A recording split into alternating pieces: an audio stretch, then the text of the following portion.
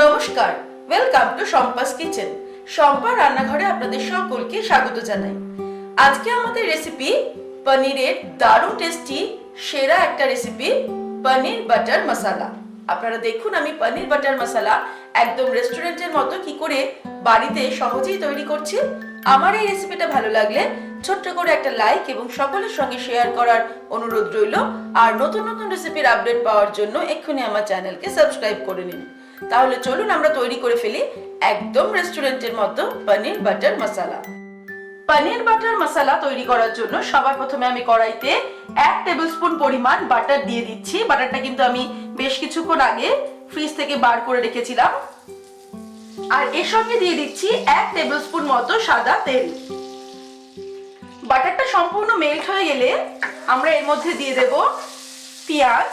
দুটো মাঝারি সাইজের পেঁয়াজ আমি কুচিয়ে রেখেছি, পেঁয়াজটা দিয়ে দিলাম। পেঁয়াজটা দিয়ে মাঝারি আঁচে আমরা 2-3 মিনিট ফ্রাই করব।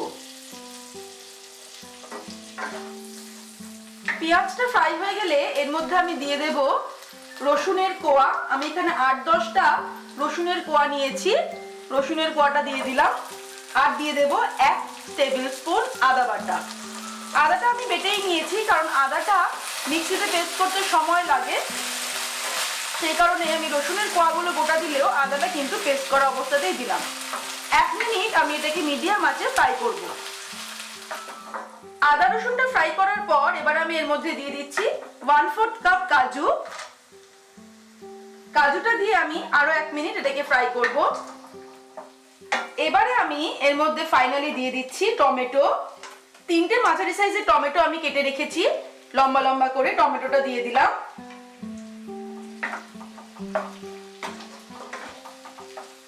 এর মধ্যে অ্যাড করব নুন। 1 টিস্পুন আমি নুন দিচ্ছি। আর 1 টিস্পুন দিয়ে দিলাম লঙ্কার গুঁড়ো অর্থাৎ রেড চিলি পাউডার। এবারে ভালো করে মিশিয়ে আমি এটাকে 3 মিনিটের জন্য মিডিয়াম আঁচে ঢাকা দিয়ে দেব। 3 মিনিট পরে আমরা ফিরে আসছি। 3 মিনিট হয়ে গেছে। এবারে আমি ফ্লেমটাকে বাড়িয়ে দিলাম। এটাকে আরো 1 মিনিট আমরা নাড়তে নাড়তে রান্না করব। 1 মিনিট হয়ে গেলে আমি ওভেনটাকে অফ করে দিলাম। এবারে এটাকে অল্প ঠান্ডা হতে দেব, তারপরে আমরা অল্প জল অ্যাড করে এটা একটা পেস্ট তৈরি করে নেব।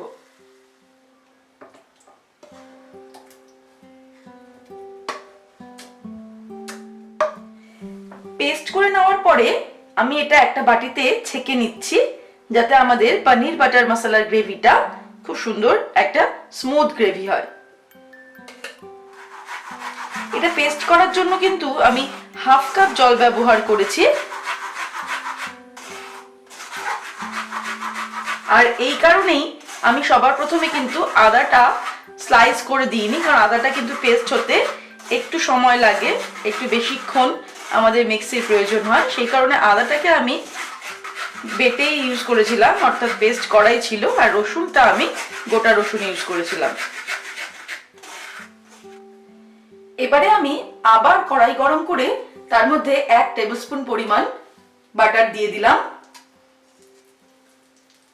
আর দিয়ে দেব 1 টেবিলস্পুন পরিমাণ সাদা তেল।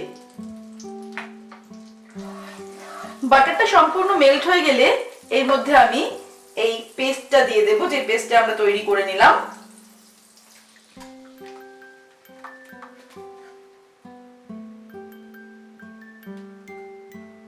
তারপর ফ্লেমটাকে আমরা বাড়িয়ে দিয়ে এবার রান্নাটা করব। ফুটে উঠলে এর মধ্যে আমি দিয়ে দেব 1 teaspoon red chilli powder. Kashmiri red chilli powder দিচ্ছি কালার হওয়ার জন্য, কারণ প্রথমে আমরা কিন্তু নরমালি রেড চিলি পাউডারটা দিয়ে দিয়েছি। আর দিয়ে দেব ধনের গুঁড়ো 1 টিস্পুন। স্বাদ অনুসারে নুন দেব। আগে আমি 1 টিস্পুন নুন দিয়েছিলাম, এখন আমি আরো 1 টিস্পুন নুন দিচ্ছি। তবে আপনারা নিজেদের স্বাদ অনুসারে কিন্তু ঝাল আর নুনটা অ্যাড করবেন। আর আমি 1 টিস্পুন চিনি দিচ্ছি, আপনারা কিন্তু নিজেদের স্বাদ অনুসারে দেবেন। ভালো করে মিশিয়ে নেব আর এটাকে একটুখানি হতে দেব, অর্থাৎ ফুটতে দেব। ফ্লেমটাকে কিন্তু বাড়ানোই রয়েছে। 2 মিনিট মতো হাই ফ্লেমে আমি এটাকে ফুটিয়ে নিলাম। এবারে আমি এর মধ্যে টুকরো করে কেটে রাখা পনিরগুলো অ্যাড করছি। আমি 300 গ্রাম পনির নিয়েছি, আঁচটাকে একদম কমিয়ে নিচ্ছি। 300 গ্রাম পনিরের জন্যই কিন্তু আমি 3টে মাঝারি সাইজের টমেটো নিয়েছিলাম, সেটা খেয়াল রাখতে হবে।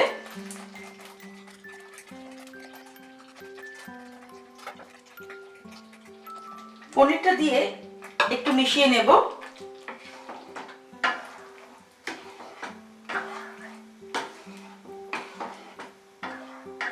পনিরটাকে ভালো করে মিশিয়ে নিলাম। এবারে আমি এটাকে ঢেকে দেব 5 মিনিটের জন্য। ফ্লেমটাকে কিন্তু মিডিয়াম টু লো এর দিকে রেখে আমি এটাকে 5 মিনিটের জন্য ঢেকে দিলাম। 5 মিনিট হয়ে গেছে। এবারে আমি এর মধ্যে দিয়ে দিচ্ছি half table spoon kasuri methi, দিয়ে দেব হাফ টিস্পুন গরম মশলার গুঁড়ো, আর দিয়ে দিচ্ছি 1 টেবিল স্পুন পরিমাণ ফ্রেশ ক্রিম। আর একবার একটু মিক্স করে নিচ্ছি।